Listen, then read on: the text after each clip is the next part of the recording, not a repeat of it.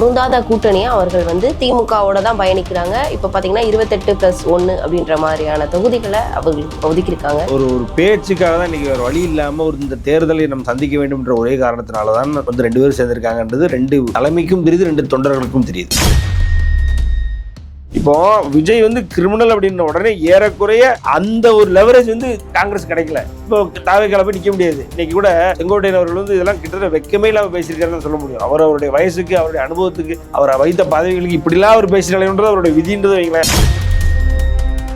தாவேக்காவை பொறுத்தவரை நடக்குதுன்னு சும்மா அவங்களா கிரியேட் பண்ணிட்டு விஜயோடைய அடுத்த கட்ட நடவடிக்கை என்னவா இருக்கும்? ஒன்னும் கிடையாது மேம். இதுக்கு முன்னாடி என்ன இருந்தோ அதே தான். அடுத்தது எங்கேயாவது வண்டியை கிளப்பிட்டு போவாரு, 2 பேரும் கொண்டு போட்டு வருவாரு, அவ்வளவுதான். அதை தவிர அவர் என்ன பண்ணியிருக்காரு சொல்லுங்க? அரசியல்ன்றது அவரை பொறுத்தவரைக்கும் என்ன சொல்லுங்க? சிம்பிள். அவரை சிஎம் ஆக்கணும். எந்த கஷ்டமும் படாம, அவரை யாரும் தொடாம, அவரை டச் பண்ணாம, அவருக்கு வேர்வை வராம அசால்ட்டா கூலா சிஎம் ஆகணும். இந்த காங்கிரஸுக்கு சும்மா அவர் பேரை காமிச்சு அட்லீஸ்ட் வந்து ஒரு 10 சீட்டு 20 சீட்டு 40 வரைக்கும் இவங்க கேட்கறது கொடுக்குற மாதிரி ஒரு சூழ்நிலை இருந்தாலும் கூட ஒய்ஃப் மேட்டர்ல சொதப்பிட்டாரு. பழைய ஒரு பக்கமே எவனும் போகக்கூடாத மாதிரி அவரே ஆக்கிட்டாரு.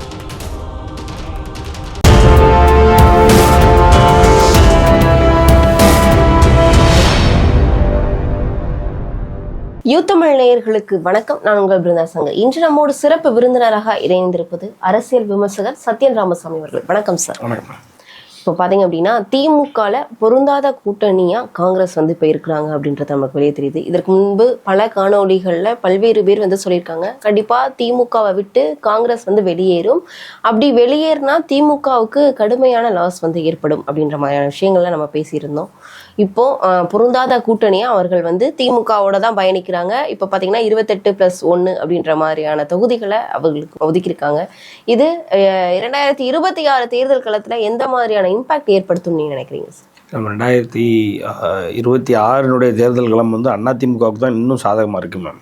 ஏன்னு சொல்கிறேன்னா, என்னதான் வந்து இன்னைக்கு கூட்டணியை பேசி முடிச்சுட்டாங்க, திமுகவும் காங்கிரஸ் வந்து இணைந்து தான் செயல்பட போகுது, பயணிக்க போகுதுனாலும் கூட அந்த உண்மையான இணக்கம்ன்றது இல்லாமல் போயிடுச்சு. ஒரு ஒரு ஒரு பேச்சுக்காக தான் இன்றைக்கி வேறு வழி இல்லாமல் ஒரு இந்த தேர்தலை நம்ம சந்திக்க வேண்டும் என்ற ஒரே காரணத்தினால தான் வந்து 2 பேரும் சேர்ந்திருக்காங்கன்றது 2 தலைமைக்கும் தெரியுது, 2 தொண்டர்களுக்கும் தெரியுது. ஒரு எடுத்துக்காட்டுக்கு அன்றைக்கி அண்ணாமலை அவர்கள் கூட சும்மா சிம்பிள் விஷயம் தான், அது ஒரு பெரிய விஷயம்லாம் இல்லை, பட் ஆனால் ஒரு சிம்பிள் அனாலஜி தான். அதில் பார்த்திங்க அப்படின்னா, சென்ற வருடம் வந்து ஸ்டாலின் அவர்களுக்கு பிறந்தநாள் வாழ்த்து சொல்லும் பொழுது ப்ரோன்னு பேசியிருக்காங்க 2 பேரும். இந்த வருஷம் அது இல்லை. ஸோ இட் கிளியர்லி ஷோஸ் ஏதோ ஒரு ரிஃப்ட் இருக்குது 2 பேருக்கு. தலைமைக்கும் சரி வரவில்லை, தொண்டர்களுக்கும் சரி வரவில்லை என்றதான் உண்மை. இந்த தடவை காங்கிரஸ் திமுகவுக்கு வேலை பார்க்கும், அதில் எந்த மாற்று கருத்தும் இல்லை. ஆனால் திமுக காரங்க காங்கிரஸ் நிற்கக்கூடிய அந்த 28 தொகுதியிலும் வேலை பார்ப்பாங்கன்றதான் இன்னைக்கு பெரிய கேள்வியாக இருக்குது. ஏன்னா திமுக காரங்க அவ்வளவு தூரம் வெறுக்கிற மாதிரி தெரியுது. உண்மை அதுதான். இப்போ இடையில மாணிக்கம் தாக்கூர் அவர்கள் வந்து இல்ல சார், அந்த மாதிரி நீங்க சொல்ற மாதிரி வேலை பார்க்கல அப்படின்னா லாஸ் யாருக்கு அப்படின்னு பார்த்தா திமுகவிற்கு தானே, அது வந்து காங்கிரஸ்க்கு கிடையாது. அப்படின்ற பட்சத்துல நீங்க சொல்ற மாதிரியான விஷயங்கள் எப்படி நடக்க சான்ஸ் இருக்கு? இல்ல மேம், இப்போ தன்னிச்சையா இது வந்து இப்போ நீங்க சொல்றீங்க லாஜிக்கா நீங்க நம்ம வேலை பார்த்தே ஆகணுன்ற ஒரு ஃபோர்ஸ், ஒரு ப்ரெஷருக்கு போய் தான் பண்ணுவாங்கன்ற, பார்க்க மாட்டாங்கன்றது கம்ப்ளீட்டா பார்க்க மாட்டாங்கன்றதை விட ஒரு நம்ம கூட்டணி கட்சியாச்சே அவங்க ஜெயிக்கணுமேன்னு பார்க்க மாட்டாங்க. ஏதோ ஒரு வகையில் சரி வேற வழி இல்லை, தலைமை முடிவு பண்ணிருச்சு, நம்ம பார்ப்போம் அப்படின்ற ஒரு அழுத்தம் இருக்கும். அதே நேரத்தில் அந்த தொகுதி வாரியாக அழுத்தம் இருக்கும். இப்போது இன்னும் சொல்ல போனால் அந்த தொகுதியில் உள்ள மாவட்ட செயலாளரே இது எடுத்து கட்டி வேலை பார்ப்பாங்களான்றதுலாம் ஒரு பெரிய விஷயம். ஏன்னா இன்னைக்கு ஒரு கட்சினா பரவாயில்ல மேம், ஏறக்குறைய தாங்கள் 20 வருடமாக வெறுத்து எதிர்த்து ஒதுக்கிய தொண்டர்களும், ஏன் சொல்ல போனால் தலைமையும் வடிவேல் போன்றவர்களை வைத்து வேலை பார்த்து வேண்டாம் இவங்க வரவே கூடாது அப்படின்னு சொல்லி நினச்சி ஒதுக்கி வச்சுருந்த தேமுதிகாவுக்கு இன்றைக்கி வேலை பார்க்கணும் திமுகக்கிறேன். சரி, ஓகே. காங்கிரஸ் ஏற்கனவே பார்த்திங்க அப்படின்னா காங்கிரஸில் உள்ள அனைத்து தலைவர்களும், அதாவது நியாயமான உண்மையான காங்கிரஸ்காரங்க ஒவ்வொருத்தரும், பிரவீன் சக்கரவர்த்தியாக இருக்கட்டும், கிரீஷா இருக்கட்டும், அதுக்கப்புறம் நீங்கள் மாணிக்கம் தாக்கூர் எடுத்துக்கோங்க, கார்த்தி சிதம்பரம் எடுத்துக்கோங்க, இவங்க எல்லாரும் எவ்வளவு மோசமான ஒரு விரக்தி, ஒரு அதிருப்தியை வெளிப்படுத்துறாங்கன்னு நமக்கு தெரியும். 20-25க்கெலாம் நம்ம செட்டிலே ஆகக்கூடாதுன்னு 40 கேட்கணும்னு இருந்தாங்க. இன்னைக்கு அப்போ அவங்க எல்லாருமே பார்த்தீங்க அப்படின்னா வெறுத்து ஒரு கட்டத்தில் திமுக நம்மளை வந்து பயன்படுத்துன்றத எல்லாத்திலையும் சொல்லி, இன்னும் சொல்லப்போனால் மாணிக்கம் தாக்கூர் அவர்கள் போன்றவர்களை எதிர்த்து அவர் போடுற ஒவ்வொரு ட்வீட்டுக்கும் கீழே போய் திமுக காரங்க பேசின பேச்சு பயன்படுத்திய வார்த்தைகள் இதெல்லாம் நீங்க பாத்தீங்க அப்படின்னாலே அதற்கே வந்து திமுக தலைமை கண்டனமோ இல்லை அப்படின்னா ஒரு கட்டுப்பாடோ விதிச்சிருக்கணும். திமுக தலைமை வந்து அதை என்ன சொல்றது செய்ய விட்டு வேடிக்கை பார்த்துச்சு. ஆக இப்போ காங்கிரஸ் வந்து முழுக்க முழுக்க வேண்டாம் அப்படின்ற ஒரு நிலைமையில இருக்கும் பொழுதுதான் ஒரு செல்வ பெருந்தகை அவர் வந்து ஒரு முன்னாள் பகுஜன் சமாஜ், ஒரு முன்னாள் விசிகா, அவர் வந்து ஒரு திமுகவினுடைய அடிவரடியாகவே வேலை பார்த்து ஏதோ ஒன்று பண்ணி என்ன கொடுத்தாலும் பரவாயில்லன்றது செட்டில் ஆயிருக்காங்க. ஸோ அதனால வந்து காங்கிரஸ்ல யாருக்குமே கிட்டத்தட்ட இந்த ஒரு கூட்டணி வந்து 28 முடிஞ்சது பிடிக்கல அப்படின்றதான் உண்மை. சரி, நீங்க சொல்றீங்க செல்வ பெருந்தகையால தான் இந்த கூட்டணி வந்து சேர்ந்திருக்கு. இப்ப தலைமைக்கு தெரியாதா? தலைமைக்கு யாரு கூட நம்ம கூட்டணியில இருந்தா நம்ம வெற்றி வாய்ப்பை தழுவுவோம், இல்லைன்னா நமக்கு கிடைக்கக்கூடிய அங்கீகாரம் கிடைக்கும். ஏன்னா இப்ப அவர்களுக்கு இந்த தமிழ்நாடு தேர்தல் வந்து ஒரு பெரிய களமா அப்படின்னா கிடையாது. கேரளா தேர்தல் தான் வந்து பெரிய களம் அப்படின்ற ஒரு விஷயத்த நம்மளால புரிஞ்சுக்க முடியுது அவர்களுடைய நடவடிக்கையை பார்க்கும்போது. அப்படின்றப்போ தலைமை ஏன் வந்து செல்வ பெருந்தகை கையில் நீங்க சொன்னது அவங்களுக்கு தமிழ்நாடு பெரிய களம் கிடையாது. தமிழ்நாட்டில் அவங்க 67க்கு அப்புறம் தமிழ்நாடே இழந்துட்டாங்க. தமிழ்நாட்டில் ஒரு அங்கம், அதுவும் வந்து திமுகவினுடைய ஒரு வலதுகையோ இடதுகையாக தான் பயணிச்சுட்டு இருக்காங்க. அவங்களுக்கு இன்னைக்கு லெவரேஜ் பண்ணுறதுக்கான ஆப்ஷன்ஸ் எதுவுமே இல்லாமல் போயிருச்சு மேம். அட்லீஸ்ட் வந்து இந்த தாவேக்காவாவது சரின்ட்டு தாவேக்கா இருக்கு அங்கே போயிடும்னு சொல்லிட்டு இருந்தாங்க மேம். இடையில வந்து அந்த தாவேக்கா தலைமையினுடைய அந்த ஒரு பர்சனலான இன்ஃபர்மேஷன், இந்த பர்சனலான நியூஸை பார்த்ததுக்கப்புறம் அந்த பனையூர் பக்கத்தில் எவனுமே ஒதுங்க முடியாத அளவுக்கு ஆயிடுச்சு. ஏன்னா மக்கள் வெறுப்பு, மக்கள் ஒரு விரக்தி. ஏன்னா ஒரு நல்ல மனிதர்னு நினச்சோமே அவருடைய பர்சனல் சைடு ரொம்ப மோசமாக இருக்கு. இன்னைக்கு வந்து தன் கூட வாழ்ந்த மனைவியே வந்து வெளியில வந்து தவறாக பேசக்கூடிய அளவுக்கு இவருடைய வாழ்க்கை அமைஞ்சிருக்கு அப்படின்ன உடனே ஆல்மோஸ்ட் இருவருடைய தனிப்பட்ட வாழ்க்கையை நம்ம வந்து அரசியல்ல கொண்டு வர்றது முற்றிலும் தவறு. இல்லை மேம், தவறலாம். அதாவது டொமஸ்டிக் அபியூஸ் மேம், வந்து டொமஸ்டிக் வயலன்ஸ் வந்து அவங்க இருவருக்கும் தனிப்பட்டது. அவங்க விவகாரத்து கோரியிருக்காங்க. அதற்கு முழுக்க பொறுப்பேற்க வேண்டியது, அதற்கு பதில் சொல்ல வேண்டியது தாவேகா தலைவர் விஜய் அவர்கள் ஒரு கணவரா. அப்படின்றப்போ அவருடைய விஷயத்த வெளிப்படையா கொண்டு வந்து சமூக வலைதளங்கள்ல பேசுவது அநாகரிகமான ஒரு irreconcilable differences இருக்கு இல்லைங்களா. ஒரு ஒத்து பிரிகிறார்கள், ஒரு ஒத்த மனம் முறிவு அப்படின்னா ஒன்றும் பிரச்சனை கிடையாது, யாரும் பேச போறது இல்லை. இதில் டொமஸ்டிக் வயலன்ஸ் இருக்குது மேம், டொமஸ்டிக் அபியூஸ் இருக்குது. இப்போது நான் இருக்கிற என்னோட மனைவியை நான் வந்து ஒரு வீட்டுக்குள்ளேயே தனிமைப்படுத்தி வச்சுருந்தேன். ஒரு வீட்டுக்குள்ளேயே பார்த்திங்க அப்படின்னா அவங்களுக்கான சுதந்திரத்தை கொடுக்கல, வேர்பல் டிஸ்டைன், அதில் அவங்க எழுதியிருக்காங்க பெட்டிஷனில் வேர்பல் டிஸ்டைன் நடந்திருக்கு. அதே நேரத்தில் பார்த்திங்கன்னா மென்டல் அகனியில் நான் போட்டிருக்கேன் அப்படின்னா அவங்க போலீஸில் போய் கேஸ் கொடுத்தாங்கன்னா என்னை அரெஸ்ட் பண்ணிட்டு போவாங்க. ஐடியலாக இது வந்து அவங்க போலீஸ்கிட்ட போயிருந்தாங்க அப்படின்னா விஜயை அரெஸ்ட் பண்ணிட்டு போயிருக்கும் போலீஸு. அப்படி நடந்திருக்க வேண்டிய விஷயம் இது. இன்னைக்கு பெட்டிஷன் போடும்போது பெட்டிஷன் மூலமா நமக்கு தெரிய வருது. ஸோ இது வந்து பர்சனலே தயவுசெய்து சொல்லாதீங்க. இப்போது பக்கத்து வீட்டில் அவங்க வீட்டுக்குள்ளே கத்திக்கிட்டு பேசிக்கிட்டு வச்சுக்கிட்டு இருந்தாங்க அப்படின்னா ஒன்றும் பிரச்சனை கிடையாது. அதே நேரத்தில் ஒரு அடி 2 பேரில் இப்போ ஒரு பெண் ஆணையோ ஆண் பண்ணியோ அடித்தாங்கன்னா நம்ம உள்ளே போகலாம் தெரியுமா. நம்ம உள்ளே போயிட்டு நம்ம அதில் இன்டர்ஃபியர் ஆகலாம் மேம். இப்போ ஒன்றும் இல்லை, போலீஸு இப்போ இந்த இன்ஃபர்மேஷன் வந்து இப்போ இதெல்லாம் ஆக்சஸ் பண்ணணும், இதெல்லாம் நடந்து உண்மையாக என்னன்றது போலீஸ் போயிடுச்சு. Private is private until it is between two parties. Third party involved as well, it is no more private. சரிங்க சார், நீங்க சொல்றீங்க இந்த மாதிரியான அடிப்படையில வந்து கொடுத்துருக்காங்க, கேஸ் ஃபைல் பண்ணிருக்காங்க, அதை கோர்ட்ல இது பண்ணிருக்காங்க. அப்போ அந்த விஷயத்தை வந்து நம்ம பேசணும்னு அவசியம் இல்லையா? கோர்ட்ல தான் அவங்க அப்ளை பண்ணிருக்காங்க. நம்ம எதுவும் செய்ய முடியாது மேம், நம்ம எதுவும் செய்ய, நம்ம ஏன் பேசக்கூடாதுன்ற புரியல எனக்கு. நம்ம ஏன் பேசக்கூடாது? இல்ல, ஒருத்தருடைய தனிப்பட்ட வாழ்க்கையை நம்ம எடுத்து அதை விவாதிக்கிறதுல என்ன பயன் கிடையாது மேம். என்ன தவறு?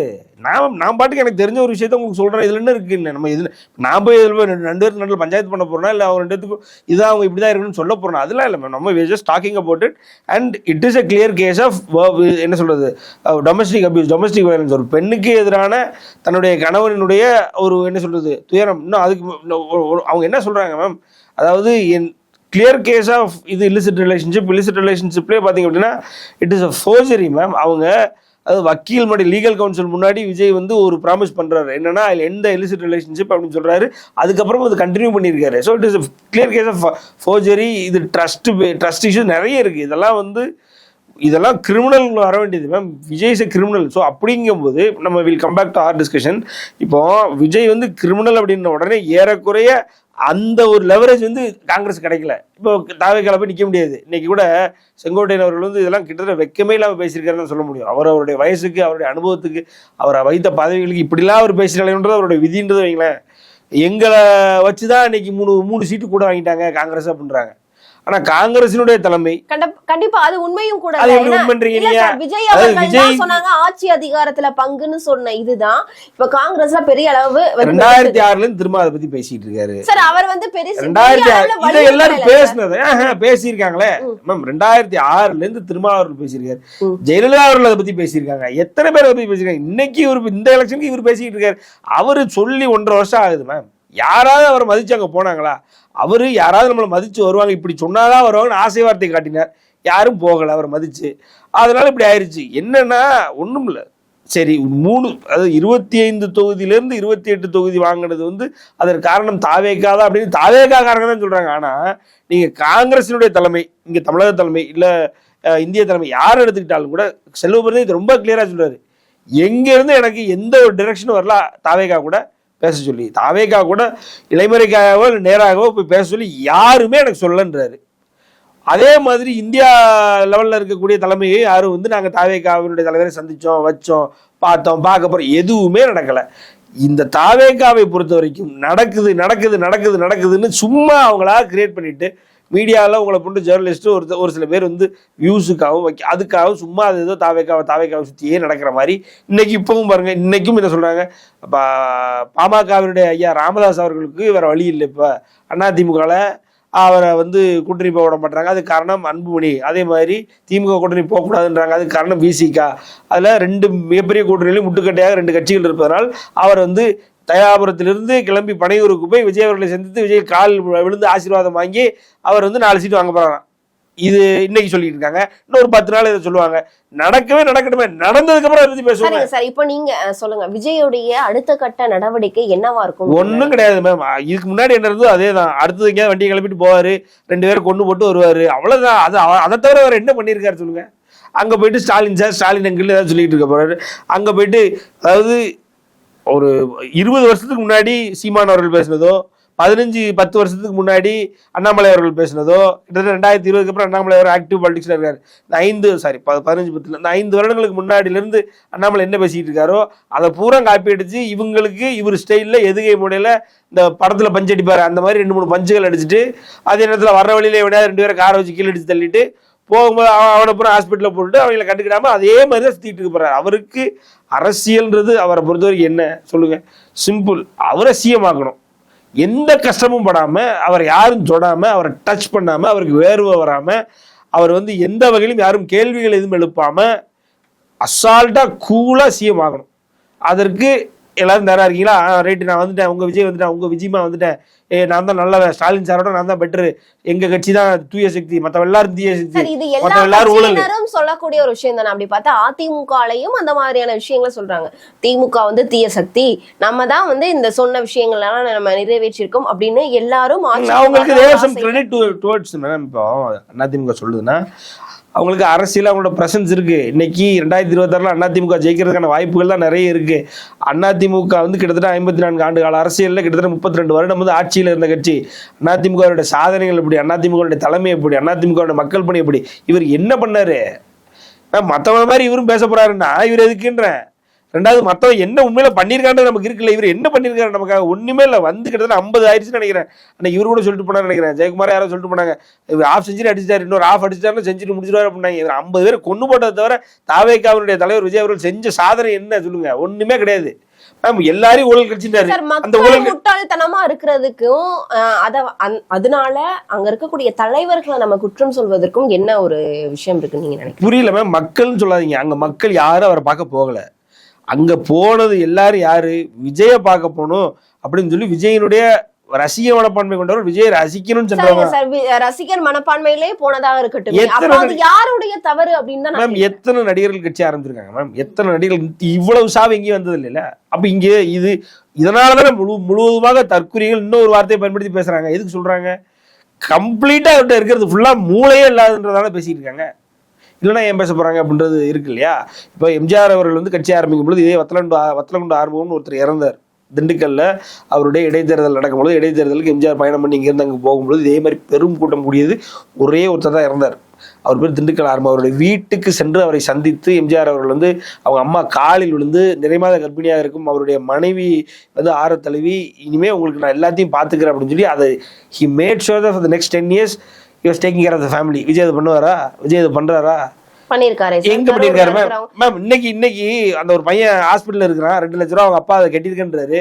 அவங்க அப்பாட்ட கேட்குறாங்க, தாவை கலந்து யாரும் வந்து பார்த்தாங்களா? இங்கேருந்து எவங்க வந்து 41 வயசு ஆகும்போது எவன் வந்து பார்க்கல, நம்மளை எங்க வந்து பார்க்க போறா அப்படின்றாரு. நீங்களா சொல்லிட்டு இருக்கீங்க. அங்க உள்ள விக்டிம்ஸோட ஸ்டேட்மெண்ட்ஸே கேளுங்க மேம். அவங்க அப்பா விக்டிம், ட்வின்ஸோட அப்பா. அதுல ஒருத்தன் வந்து பைக்ல இருந்து கீழே வந்து கவலை கிடம்ன்றான், 2 லட்ச ரூபாய் கேட்டுங்க, 2 நாள்ல என்ன உயிரோட இருப்பானா இல்லைன்னு சொல்றோன்றாங்களாம். விஜய் என்ன போய் பண்ணாரு? விஜய் போய் பார்த்தாரா இல்லை ஃபோன் பண்ணி பேசியிருப்பாரா?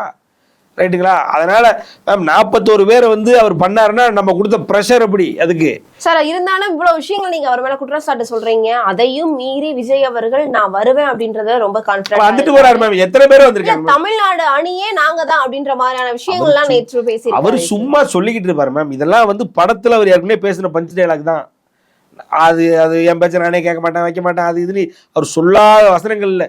யாரும் பெருசா அவர் படங்களை வந்து பெருசா எப்படி வந்து 10ஓட 11 பார்த்துட்டு அவர் இன்னைக்கு ஒரு 10ஓட 11 நடிகராக வச்சிருக்காங்களோ அதே மாதிரி அரசியல் களத்திலே ஒரு 10ஓட 11 இருப்பார். அவ்வளவுதான். கமலஹாசனுக்கு நேர்ந்தது, சரத்குமாருக்கு நேர்ந்தது, விஜயகாந்துக்கு நேர்ந்தது, சிவாஜி கணேசன் அவர்களுக்கு நேர்ந்தது, பாக்கியராஜ் அவர்களுக்கு நேர்ந்தது, இன்னும் சொல்ல போனால் டிஆர் அவர்களுக்கு நேர்ந்தது, இவருக்கும் நேரும். அவ்வளவுதான். இதுல புதுசா நீங்க எக்ஸ்பெக்ட் பண்ணிட்டு ஒரு எக்ஸ்பெக்டேஷன் செட் பண்ணணும், ஒரு ஹைப்பர் கிரியேட் பண்ணா பண்ணிக்கோங்க. பட் ஆனா எண்ட் ஆஃப் த டே விஜய் வந்து சும்மா அரசியல் இருப்பார். அவ்வளவுதான். அதுக்கு மேல அவரோட பொட்டன்ஷியலா ஒண்ணுமே இல்லை. அவரை பயன்படுத்தி இங்க யாரும் எதுவுமே பண்ணல.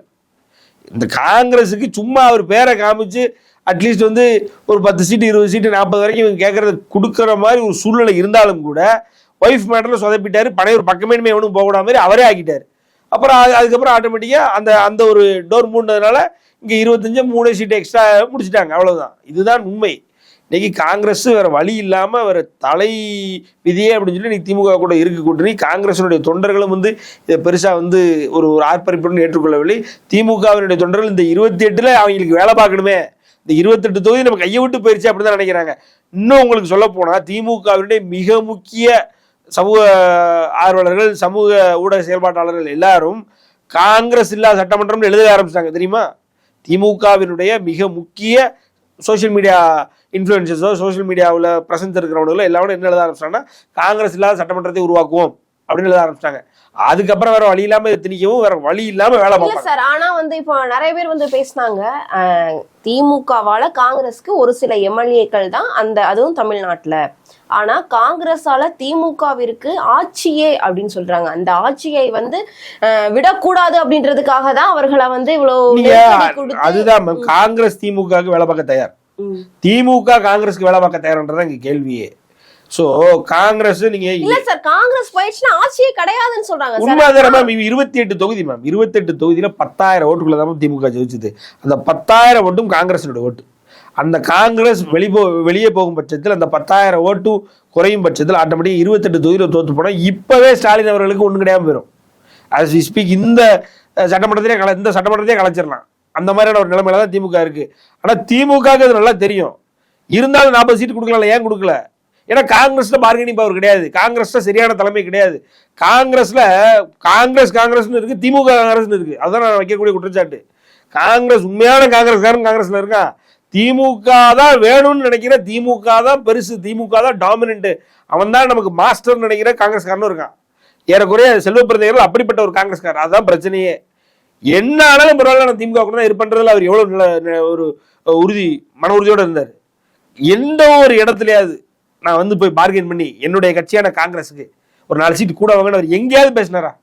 அதிகாரத்துல பங்கு வாங்கன்னு எங்கேயாவது பேசினாரா? அப்படிப்பட்ட ஒரு தலைமையை வச்சு காரணம் என்னவா இருக்கும் நினைக்கிறேன். அவ்வளவுதான் மேம். அப்படிப்பட்ட ஆட்களை தான் வந்து நீங்க இங்க தமிழக காங்கிரஸ் பொறுத்த வரைக்கும் 1967க்கு அப்புறம் கண்ட்ரோல் எடுத்த திமுக என்ன பண்ணுது அப்படின்னா, இந்திய காங்கிரஸ் தலைமையை குறிப்பாக அந்த கூட்டணியில் இருந்தாங்கல்ல 2004 2014 அப்ப வந்து அவ்வளவு ஸ்ட்ராங்கான சப்போர்ட் கொடுத்து நீ என்ன பண்ணாலும் பரவாயில்ல நான் ஏத்துக்கிறேன், உன்னை எதிர்த்து ஒரு கேள்வி கேட்க மாட்டேன். ரைட்டுங்களா? அதே நேரத்தில் இவங்க பண்ணக்கூடிய ஊழலையும் பண்ணிக்கிட்டு 2G போன்ற ஊழல்கள், நீங்க இந்தியாவை உலகத்தில் மிக பிரபலமான ஊழல்கள், இது போன்ற ஊழல்களை பண்ணிக்கிட்டு கம்ப்ளீட்டா அவங்களுக்குள்ள ஒரு இணக்கம் உருவாயிருச்சு. ஸோ இந்திய காங்கிரஸை பொறுத்த வரைக்கும் என்னன்னா, திமுக என்ன சொல்லுதோ அதான் வேதவாக்கு. இன்னும் சொல்ல போனா இந்திய காங்கிரஸுக்கு தமிழக காங்கிரஸ்ல யாரு தலைவரா போடணுன்ற அளவுக்கு திமுக வந்து அதுல இன்ஃப்ளூயன்ஸ் பண்ற அளவுக்கு அவங்களுக்கு ஒரு ஸ்டாண்ட் கொடுத்துருக்காங்க காங்கிரஸ். ஒரு எடுத்துக்காட்டுக்கு கார்த்திக் சிதம்பரம் ஏன் மேம் நீங்க what you think about Karthik Chidambaram is a potential candidate for காங்கிரஸ்னு அரசியல்ல ஆதரிஞ்ச ஒருத்தரும் சொல்லுவானா இல்லையா? அப்புறம் ஏன் அவர் ஆக மாட்டேங்கிறார்? அவரை விடுங்க, அவங்க அப்பா சிதம்பரம் ஏன் ஆகல? அவங்க அப்பா சிதம்பரம் ஆனாருன்னா தன்னிச்சையா காங்கிரஸ் செயல்பட ஆரம்பிச்சிடும். அது இருக்கக்கூடாது, அவ்வளவுதான். காங்கிரஸ்ல நம்ம சொல்ற இந்த ஈவிகே சிலங்கோவனு, இந்த அழகிரி, இந்த செல்வப்பிரதி, இவங்களுக்கு ஆளுக்கு ஒரு சீட்டு கொடுத்து ஒரு எம்எல்ஏ ஆகிட்ட முடிஞ்சு போச்சு. ஒன்றும் கேட்க மாட்டானுங்க. அதனால இவங்களை பூரா போடு. எவனால் சொந்தமா சுயமா யோசிக்க தெரிஞ்சு ஒருத்தன் வந்தாலே அவன் தலைவலி. அண்ணாமலை, கார்த்திக் சிதம்பரம்லாம் ஒரு ஒரு ஒரு திராஸ்ல வச்சோன்னா திராஸ் அப்படியே நிற்கும், நடுவில் நிற்கும். அப்படிப்பட்ட 2 பேரும் வெயிட்டான கேண்டிடேட்ஸு. அப்படிப்பட்ட கேண்டிடேட்ஸை அதற்கு ஏற்ற இடத்துல வச்சாதான் அந்த அரசியலுக்கு அழகு. அது வைக்கலன்னா எவனோ ஒருத்தர் உள்ளடி வேலை பார்க்குறான்றது உண்மை. அதுதான் இங்கே நடந்துகிட்டு இருக்கு. அதனால காங்கிரஸ்ன்றது இங்கே திமுகவினுடைய கைப்பாயாக மாறிவிட்டது. வேற வழி இல்லாம காங்கிரஸ்காரன் திமுக வேலை பார்ப்பான், திமுக காரன் காங்கிரஸ்க்கு வேலை பார்ப்பானே ஒழி. இன்னொன்னு சொல்லவா, மாணிக்கம் தாகூர் அளவுக்கு என்ன பண்ணிட்டாரு மேம்? என் கட்சிக்கு அங்கீகாரம் வேணும்னு கேட்டால் 4 ட்வீட் போட்டாரு. அதுக்கு இவனுக்கு என்ன சொல்றானுங்கன்னா, அதாவது விருதுநகர்ன்றது காங்கிரசினுடைய அடையாளம், தமிழ்நாட்டினுடைய அடையாளம். அப்படிப்பட்ட விருதுநகரை பேஸ் பண்ணவர் மாணிக்கம் தாகூர். இந்த விருதுநகர்ல இனிமே எந்த காங்கிரஸுக்கும் பிரதிநிதித்துவம் இருக்கக்கூடாது, எந்த காங்கிரஸ்காரன் இருந்தாலும் ஜெயிக்க கூடாதுன்ற அளவுக்கு திமுக காரன் பேசுற அளவுக்கு ஆயிடுச்சு. எதுக்கு? அவர் காங்கிரஸுக்கு முன்னுரிமை கேட்டதுனால. ஸோ இதுதான் திமுக காரனுடைய நிலைமை. திமுக காரனை பொறுத்தவரைக்கும் காங்கிரஸ் அழித்து ஒழிக்கணும். இன்னும் சொல்ல போனா எப்படி வைகோ அவர்கள் எதிர்த்த வைகோ அவர்களை அவருடைய சின்னத்திலே போட்டியிட வைத்ததோ, 20 வருடமாக எதிர்த்து உயிரை நீத்த விஜயகாந்த் அவருடைய கட்சியினுடைய சின்னத்தை இன்னைக்கு இழந்து நின்று அவங்களும் நாளைக்கு உதயசீரனில் போட்டிட்டாலும் போட்டிடுவாங்க. அதே மாதிரி காங்கிரஸ் நடக்க போறது இல்லை. ஆனா டவுன் த லைன் இந்தியாவிலே காங்கிரஸ் எப்படி இன்னைக்கு கம்யூனிஸ்டுக்கு ஒரு பிரதிநிதித்துவம் இல்லாமல் இருக்கு, ஒரு முக்கியத்துவம் இல்லாமல் இருக்கு, அந்த மாதிரி போறதுக்கான வாய்ப்பு இருக்கு. அந்த மாதிரி வரும் பட்சத்துல தன்னுடைய சின்னத்தை இழந்து உதயசூரியன் சின்னத்துல வேலை பார்க்குற அளவுக்கு காங்கிரஸுக்கு ஒரு நிலைமை வந்துவிடக்கூடாது என்பதுதான் உண்மை. அதற்கான வேலைகளை திமுக செய்து கொண்டிருக்கிறது உண்மை. அரசியல் ரீதியா இருக்கக்கூடிய பல்வேறு விவரங்களை எங்களோட பகிர்ந்தமைக்கு நன்றி. நன்றி மேம்.